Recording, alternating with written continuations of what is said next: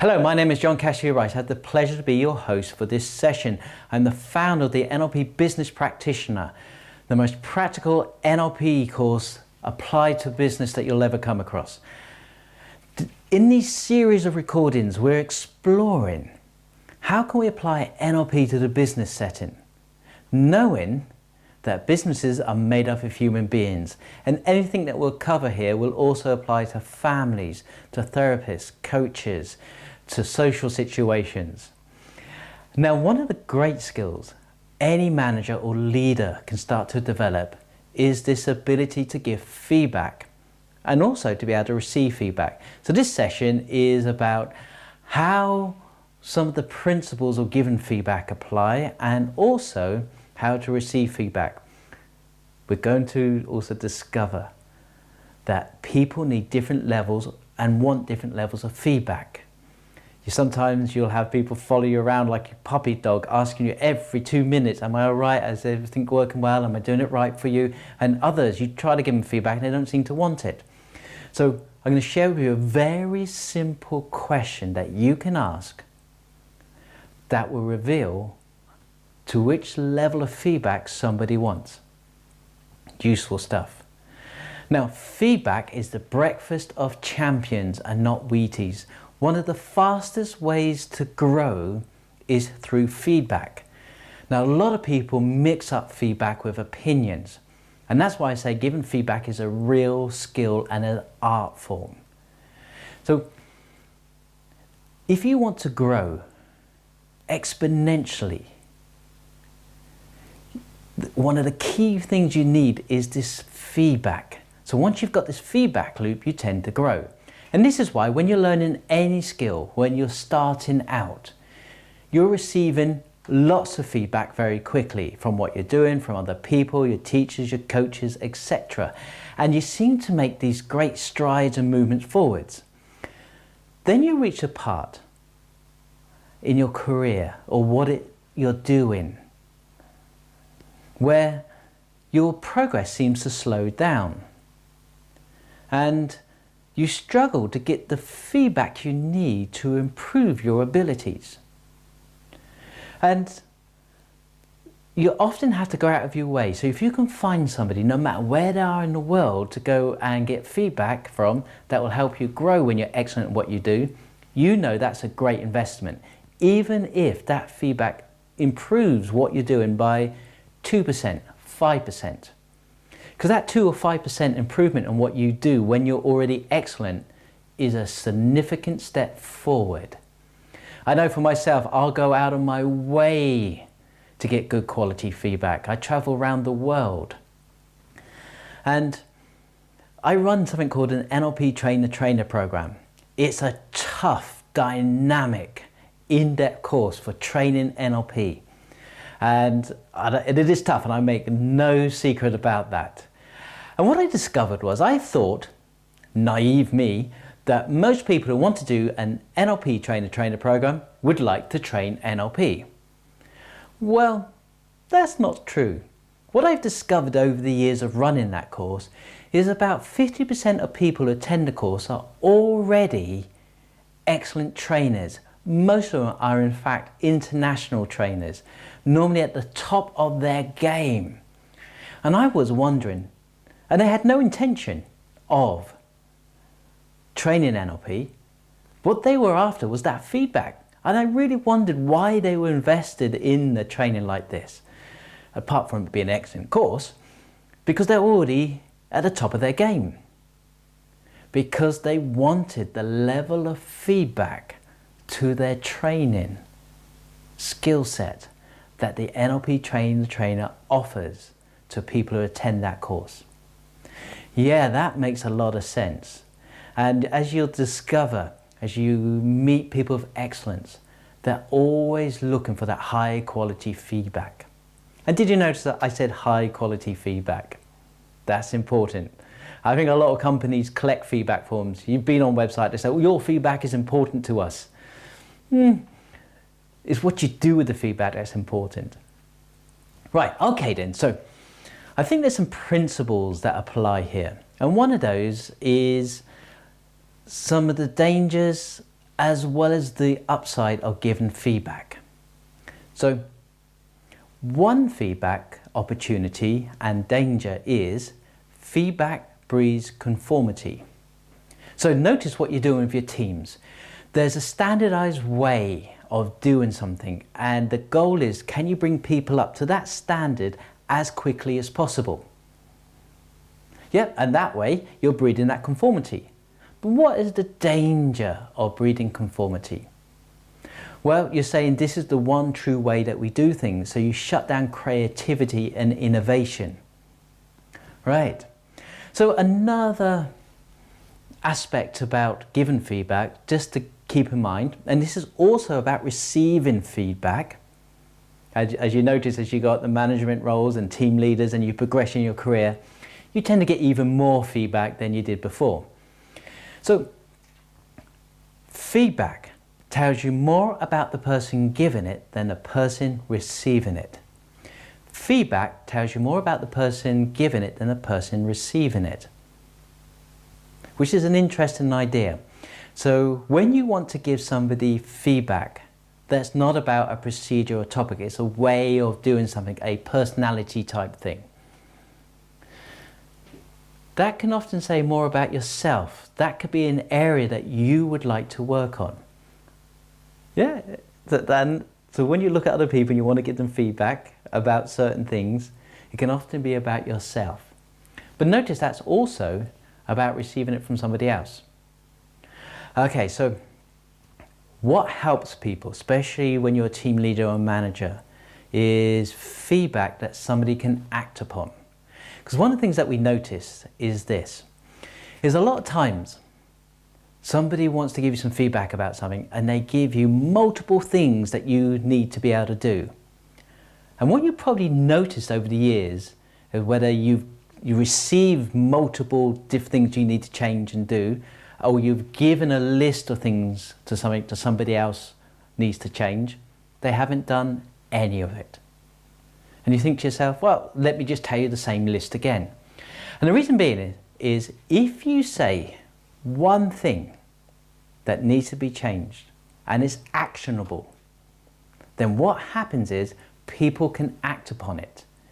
But as soon as you give 2 things or 3 things that needs changing, then what happens? Nothing changes.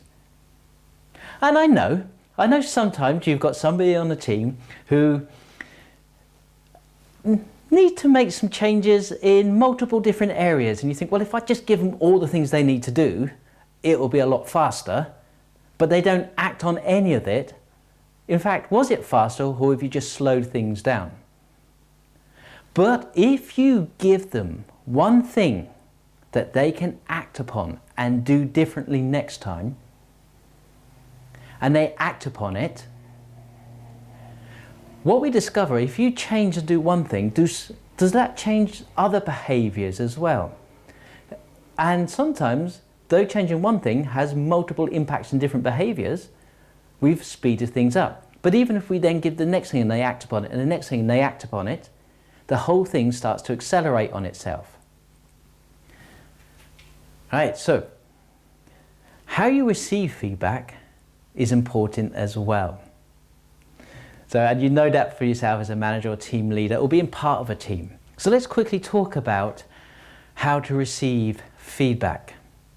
So when somebody gives you some feedback, that's not necessarily a procedural thing.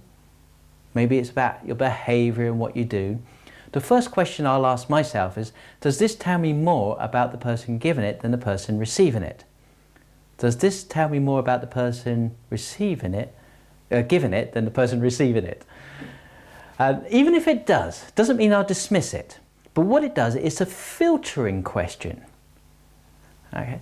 So, and if you're going to then make some changes on, the other thing, just while I'm thinking about it, does this person have the authority to give me this feedback? That's the next question I like to ask myself. Does this person have the authority to give me this feedback? Now, that doesn't necessarily mean that they are a senior or a top manager or whatever it is. I'm not talking about that. I.e., do they have the insights and capabilities? So for example, as an NLP trainer, we run lots of courses. I get a lot of feedback, and everybody is entitled to their opinion about the feedback. You are entitled to your opinion.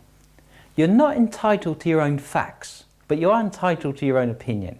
So we get a lot of different feedback, and some of it ranges from too much theory, too little theory, too much practical, too little practical, you know, and they're all just people's opinions. And we also looking at those for trends, and that's what I'm looking for within the feedback forms, not an individual person's opinion.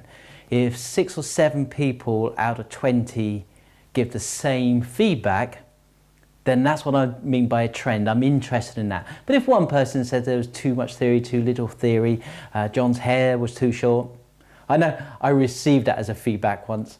I wasn't sure what to do with that particular one, but I'm looking for trends. So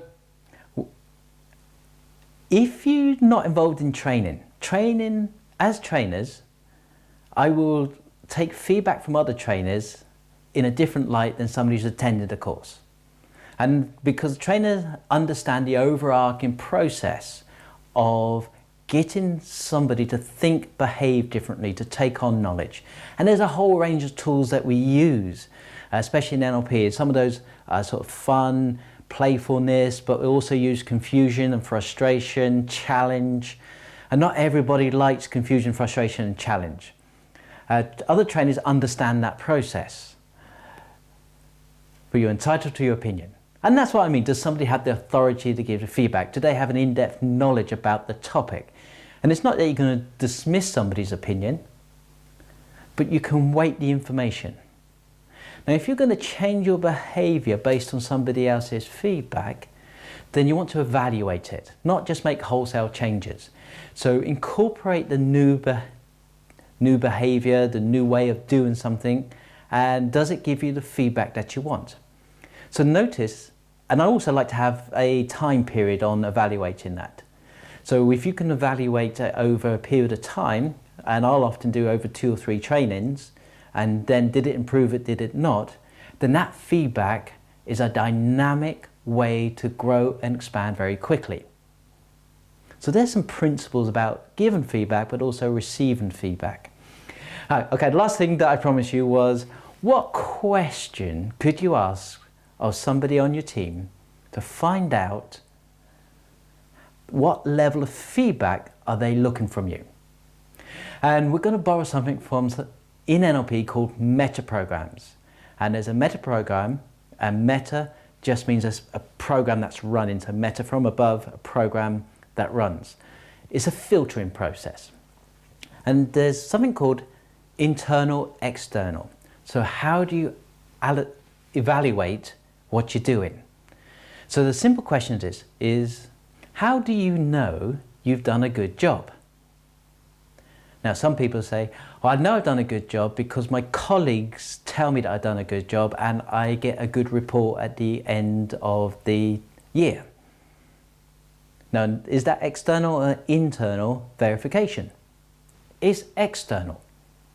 So somebody who has an externally reference, looking for more feedback, more input. So they know within that context of their work, they'll want more feedback from you. If on the other hand, they say to you, I just know I do a good job, are they externally or internally referenced? They are internally referenced. And that normally means they need a lot less feedback from you and often self-maintained. You just need to make sure that their internally referenced is to the standard and quality you need it to be.